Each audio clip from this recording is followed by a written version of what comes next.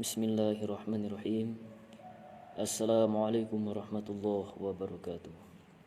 Alhamdulillah wa syukurillah wa ni'matillah wa la hawla wa la quwwata illa billahil aliyyil azim, amma ba'd. Saudara-saudariku, umat muslim dan muslimat yang dirahmati oleh Allah Subhanahu wa taala. Pada kesempatan ba'da subuh yang sangat tenang, yang sangat nyaman, dan yang sangat diberkahi, dirahmati oleh Allah Subhanahu wa taala bagi orang-orang yang memang diberikan kesempatan dan juga diberikan kekuatan dalam menjalankan ketaatan kepada Allah. Mudah-mudahan kita semua senantiasa dalam lindungan Allah Subhanahu wa taala dan senantiasa berada dalam wasilahnya baginda Rasulullah fid dunya wal akhirah. Pertolongan Allah datang ketika kita semua berwasilah dengan menyebut nama Rasulullah SAW sebagai pertanda rasa cinta kita kepada beliau. Kemudian saudaraku, pada kesempatan ba'da subuh yang berbahagia ini, kami atau saya pribadi ingin berbagi menurut pengalaman saya ya. Selama beberapa tahun ini sebagai seorang praktisi ruqyah yang sudah banyak mengalami beberapa hal dari pengalaman kami, baik itu pengobatan, baik itu ruqyah mandiri, baik itu ruqyah dengan face to face, langsung dari orangnya langsung, ataupun melalui jin catching atau mediasi atau pakai mediator. Jadi kami ingin berbagi pengalaman seputar atau mengenai hal pesugihan, tumbal, dan persembahan, dan efek daripada semua itu apabila kita terindikasi terkena sihir, apalagi kita sudah ditargetkan untuk menjadi tumbal daripada bangsa-bangsa jin dan setan. Jadi saudaraku, di zaman yang modern ini ternyata masih banyak manusia-manusia yang berhati tamak, serakah, sehingga terkadang tertutup pintu hati dan pikirannya, menghalalkan segala cara untuk mencapai segala maksud dan tujuannya, terutama untuk mencapai kekayaan dunia yang hanya sementara ini, walaupun dengan cara-cara yang haram, bahkan dengan cara-cara menyekutukan Allah Subhanahu wa taala. Saudaraku, dalam Al-Qur'anul Karim surat Al-Maidah ayat 3, Allah Subhanahu wa taala telah berfirman, A'udzubillahi minasyaitonirrajim. Hurimat 'alaikumul maitatu wad-damu wa lahmul khinzir wa ma uhilla li ghairillahi bihi wa ma akala sabu'u illa ma dzakkabirutum wa ma dzubiha 'alan nusubi wa an tastaqsimu bil azlam dzalikum fisq. Al-yawma ya'isal ladzina kafaru min dinikum fala tahshawhum wahshawun. Al-yawma akmaltu lakum dinukum wa atmamtu alaikum ni'mati raditu lakum al-islama dina wa manitturra fi mahmasatin ghaira mutajanif li'ism fa innallaha ghafurur rahim, yang artinya diharamkan bagimu memakan bangkai, darah, daging babi, dan hewan yang disembelih atas nama selain Allah Subhanahu wa taala, dan hewan yang tercekik, yang dipukul, kemudian yang jatuh, yang duduk, dan yang diterkam oleh binatang buas, kecuali sempat kamu menyembelih sebelum ia mati, gitu ya. Dan diharamkan pula bagi kamu menyembelih sesembelihan atau hewan yang dikhususkan dipersembahkan oleh para berhala kepada para berhala, yang dipersembahkan untuk sesajen, yang dipersembahkan untuk tumbal-tumbal persembahan. Dan juga diharamkan bagi kamu untuk mengundi nasib dengan anak panah, karena itu adalah suatu perbuatan fasik. Pada hari ini orang-orang kafir telah berputus asa untuk mengalahkan agamamu, yakni Islam. Sebab itu janganlah kamu takut kepada mereka, tetapi takutlah kamu kepadaku pada hari ini. Telah aku sempurnakan agamamu untukmu, dan telah aku cukupkan nikmatku bagimu, dan telah aku ridhoi Islam sebagai agamamu. Tapi barang siapa yang terpaksa karena lapar, bukan karena ingin berbuat dosa, maka Allah Maha Pengampun lagi Maha Penyayang. Jadi jelas dalam ayat ini saudaraku, bahwasanya telah ditegaskan secara langsung bahwa segala sesuatu hal, binatang sesembelihan, binatang ternak yang disembelih atas nama selain Allah, dalam artian yang sangat panjang adalah ketika seorang menyembelih ayam, kambing, kerbau yang ditujukan untuk disembelih kemudian dijadikan persembahan atau tumbal. Satu contoh saja, misal kita menyembelih seekor sapi atau seekor kerbau dengan tujuan untuk dikubur kepalanya di bawah gunung, bukit dengan maksud dan tujuan tertentu, maka ini haram hukumnya untuk dimakan, karena binatang ini sudah jelas disembelih atas nama selain Allah Subhanahu wa taala. Itu yang pertama. Kemudian yang kedua, binatang yang disembelih tidak dengan menyebut nama Allah Subhanahu wa taala, langsung saja begitu dipegang lehernya tek sampai patah kadang-kadang kan. Masya Allah. Itu pun diharamkan untuk dimakan atau dikonsumsi oleh kita, karena itu haram secara hukum. Kalau zatnya halal ya kan, tapi secara hukum itu haram karena tidak menyertakan nama Allah. Jadi kita tidak beristilah sebelum kita menyembelih, kita tidak mohon izin kepada Sang Pencipta dulu. Sedangkan Allah itu Maha Penyayang terhadap hamba-hamba, terhadap makhluknya. Mengapa kita tidak memiliki rasa kasih dan sayang walaupun terhadap seekor binatang?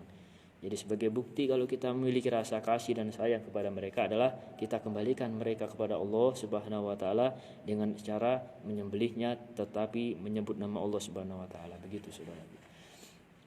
Kemudian hewan yang mati karena tercekik. Dalam artian mati karena tercekik itu karena tidak ada darah yang keluar darinya. Lain halnya dengan seseorang sedang berburu kemudian buruannya ini tertembak Saudaraku. Maka kalau dia tertembak otomatis keluar darah dari bekas tembakannya, itu walaupun tidak disembelih boleh dimakan alias halal. Yang penting ketika kita hendak menembak kita membacakan doa Bismillah ya Allahu Akbar. Nah, ketika dia ditembak belum sempat disembelih dia sudah mati, maka tetap halal hukumnya untuk dinikmati karena telah jatuh darahnya ke tanah, begitu saudara. Jadi itu halal. Kemudian saudaraku yang dirahmati Allah Subhanahu wa taala, apa hubungannya ayat yang saya bacakan tadi dengan tumbal persembahan jin dan sihir? Ada hubungannya saudaraku. Jadi menurut pengalaman kami pribadi, bahwa ayat ini surat Al-Maidah ayat 3, ketika ada seseorang yang terindikasi memiliki penyakit berupa sihir, yang sihir dan dengan sihir ini ternyata tujuannya adalah untuk menumbalkan seseorang agar dia menjadi tumbal dari bangsa-bangsa jin dan setan yang bersekutu dengan manusia dengan mengikat perjanjian. Jadi sebenarnya di dalam dunia pesugihan itu ada kewajiban seorang yang menuntut ilmu pesugihan itu adalah memberikan tumbal. Dan tumbal itu bisa berupa binatang, tumbal itu juga bisa berupa manusia.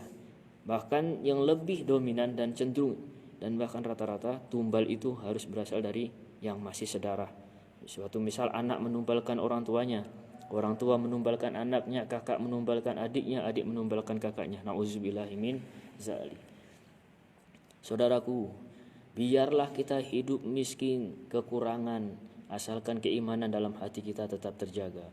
Kita harus yakin, karena dengan keimanan itulah manusia memiliki keyakinan bahwa rezeki yang memang sudah Allah tuliskan kepada kita tidak akan pernah tertukar, saudara. Takdir sudah ditentukan oleh Allah Subhanahu wa taala.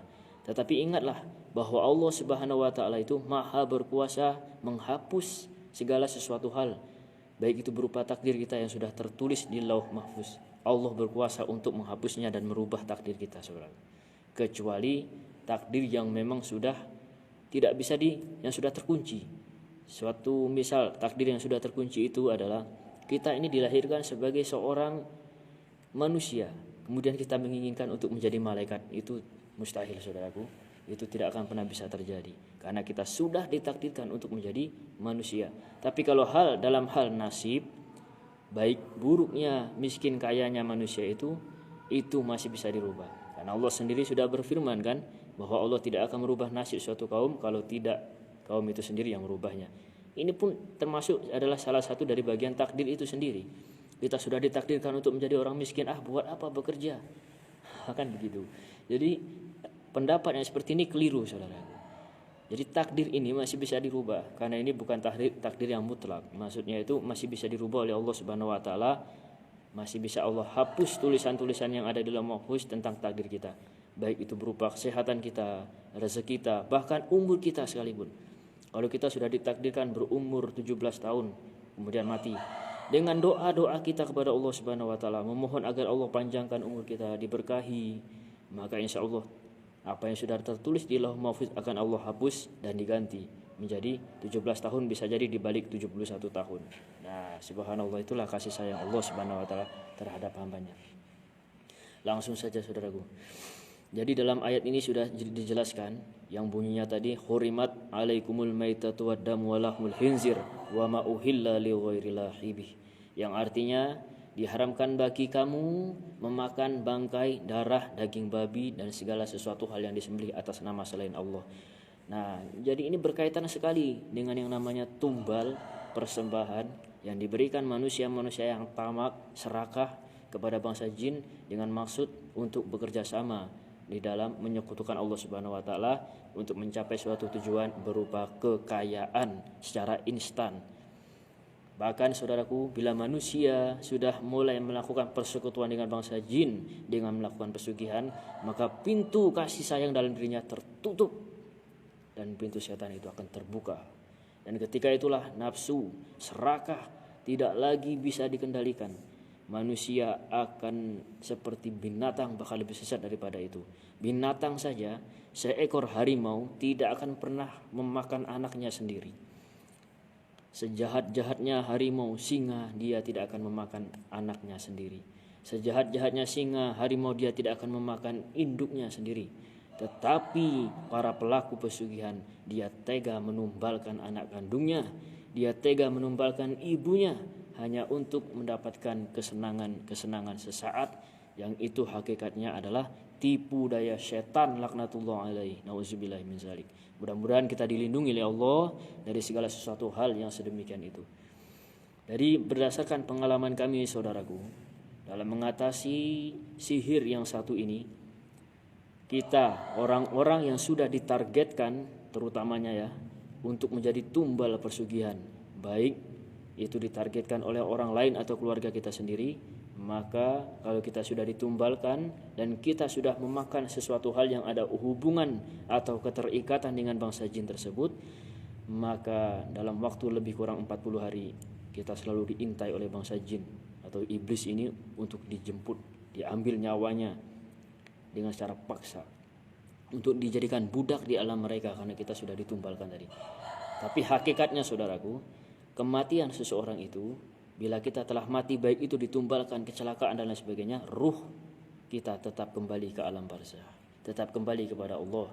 Lalu apa yang dilihat oleh orang-orang kebanyakan seperti di kerajaan Pantai Selatan, seperti di kerajaan Gunung Kidul, dijadikan budak oleh Nyi Blorong, Nyi Loro Kidul di sana ketika ia sudah menjadi tumbal persugihan atau dia pelaku pesugihannya sudah mati.